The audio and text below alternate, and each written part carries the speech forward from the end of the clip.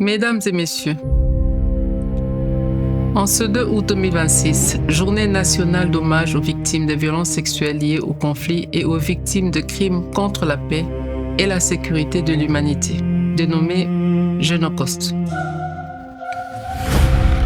Je m'adresse à vous pour honorer la mémoire de toutes les victimes, mais également rendre hommage à toutes les personnes qui leur ont apporté secours et assistance quand elles en avaient grandement besoin.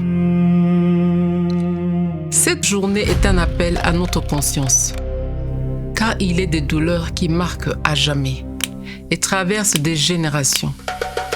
Il est des silences qui, à force d'être imposés, finissent par peser sur la conscience des peuples.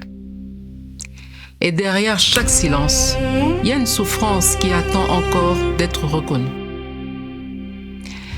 Cette souffrance a des noms, des visages.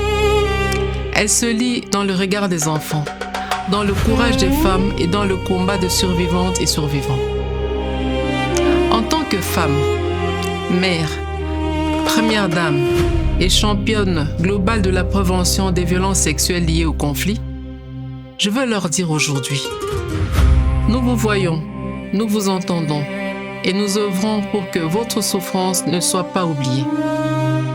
Car préserver la mémoire, c'est refuser l'oubli et décourager l'impunité. Mesdames et messieurs, le silence ne doit plus protéger les auteurs afin que ces derniers répondent de leurs actes. La honte ne doit jamais peser sur les victimes.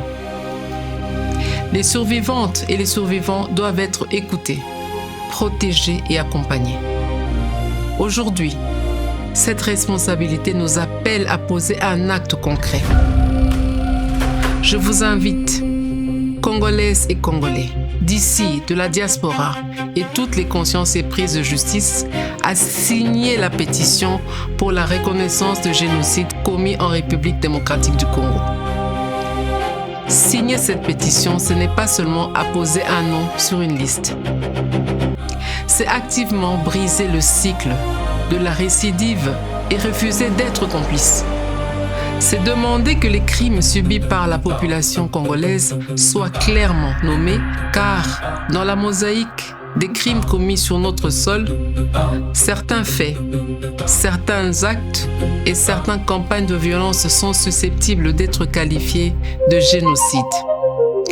Ne craignons pas les mots. Aujourd'hui, ces génocides sont soigneusement documentés. Cette initiative ne vise ni à opposer les mémoires, ni à raviver les blessures. Elle vise plutôt à restaurer la dignité des victimes et à ouvrir le chemin de la justice, de la réparation, de la non-répétition de ces tragédies et enfin à poser des fondements d'une paix réellement durable. Mesdames et messieurs, reconnaître n'est pas diviser. Reconnaître, c'est humaniser. Reconnaître, c'est permettre aux victimes de retrouver leur place dans notre mémoire collective. Que chaque signature devienne une voix qui contribue à briser le silence. Et que notre engagement aide à porter plus loin la mémoire de nos victimes.